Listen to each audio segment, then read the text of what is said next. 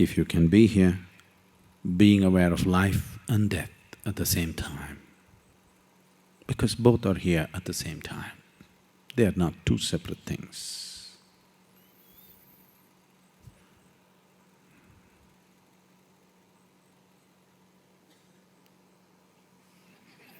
That's all it is, that fragile, at the same time so sturdy.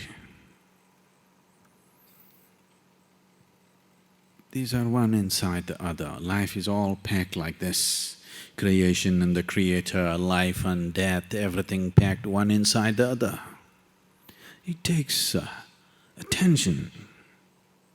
It takes a lot of attention if one has to see what it is. Otherwise, one just lives on the surface, half alive. If you do not know life and death at the same time, you know only one half of life. Being half alive is torture, always. So when we say Shiva, we are uttering this so that this dimension of life and death being together at the same time happens to you. That the polarities are gone. There is no life and death, there is just this. For this, there is no name yet, because if you give it a name, somebody will invent the opposite. It's just this, but there is that. There is no that, there is just this. There is no this and that, there is just this and this. There is no yes and no, there is just yes and yes. If you want to… see, every aspect of life has this. If you want to fall in love, if you are in love,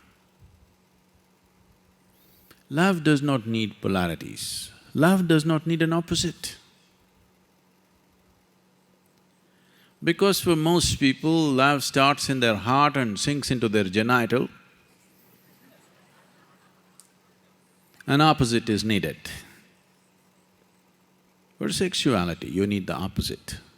For love, you don't need the opposite.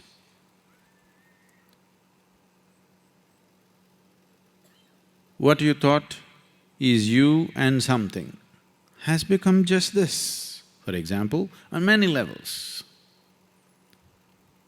Starting in the yogic terminology, if you want to look at it, starting from the Mooladhara, where it is about food and sleep. There is that and this. If you eat it, everything becomes this. Now, you are mentally alert, you are looking at things, there is you and the other. If you fall asleep, there is just this. There is no this and that. So this is on all levels. If it happens in the lowest chakra, low is not the word. When I say low, we're not talking high and low, we're talking geographically, Southern chakra.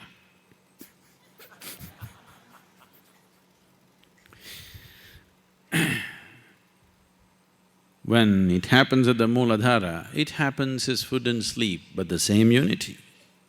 If it happens at Swadhisthana, it happens as sexuality, but the same unity. If it happens at Manipuraka, it finds expression as ambition, greed, conquest, but the same thing. If it happens at Anahata, it happens as love, but the same thing. But now, from Mooladhara to Anahata, you have natural access. You're naturally capable of these things. Even a child is capable of this, even a dog is capable of this. He can ingest, digest and assimilate. He has his sexuality. We have already looked at this, dogs are loving for sure. We don't know about God. We are not so sure about the human beings, but dogs we are dead certain. Yes? Yes or no?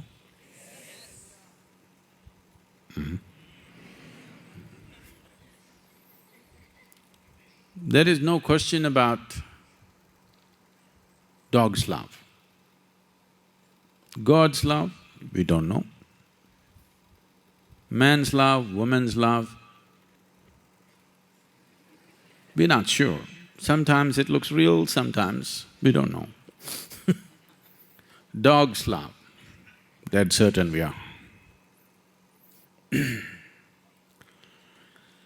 So, from Mooladhara to Anahata, it's open to every creature, actually. This comes naturally, this is a gift from nature.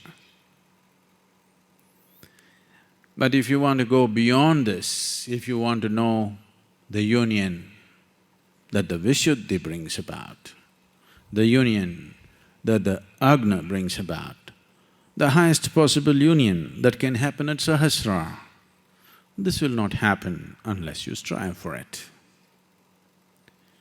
If you want to live here as just another creature on this planet, nothing wrong.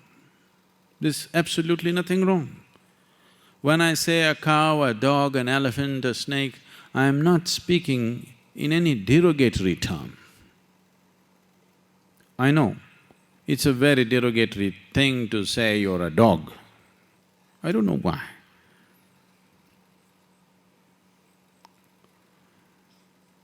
They are more steady. More people trust dogs than human beings.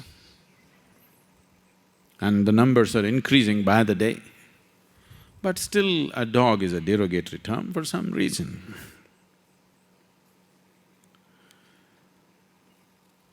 So I'm not speaking of these creatures as in any derogatory sense, but limited for sure, isn't it? The possibilities of life are limited in these forms.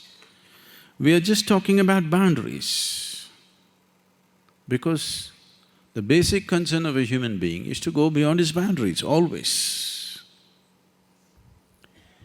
So if you want to go beyond these four levels of union that one can know, then it needs a little more awareness, a little more devotion, a little more push. If your energies rise, if you become aware, or if you experience the union in your Vishuddhi,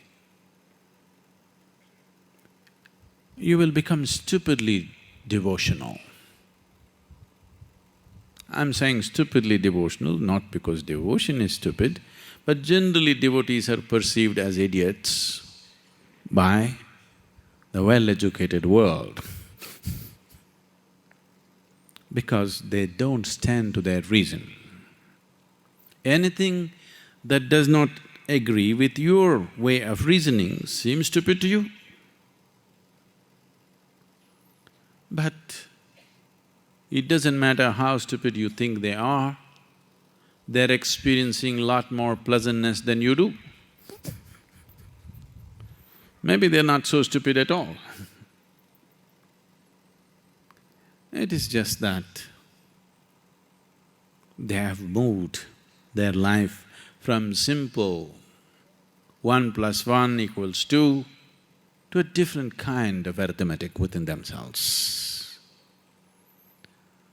where there is no plus or minus, it's just 1, always 1. You must understand, without 1, there is no number system. Just always 1. If you know union on the level of your Vishuddhi, this is what happens, tremendous sense of power, because this union is a different kind. If the union is on the level of Agna, then this brings absolute awareness and knowing. Now, once someone has attained union on the level of Agna, Suddenly, the intellectual types look stupid in front of him.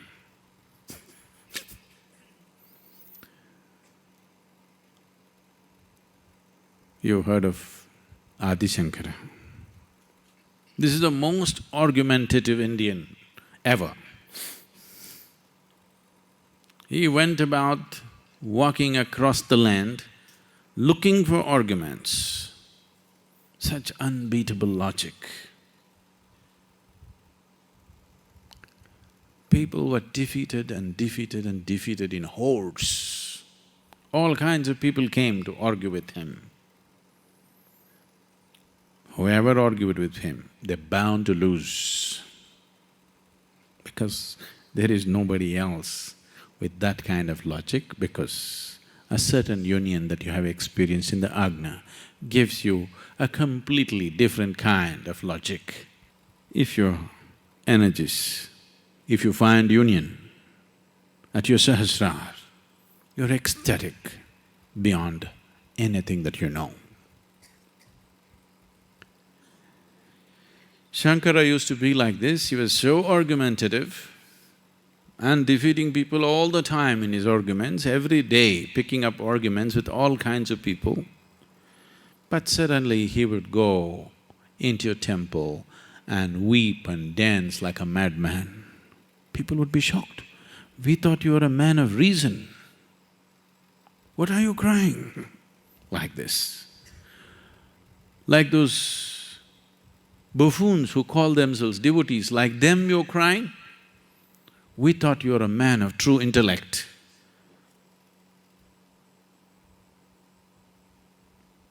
He would say, that's for the world, my logic is for the world, this is for me.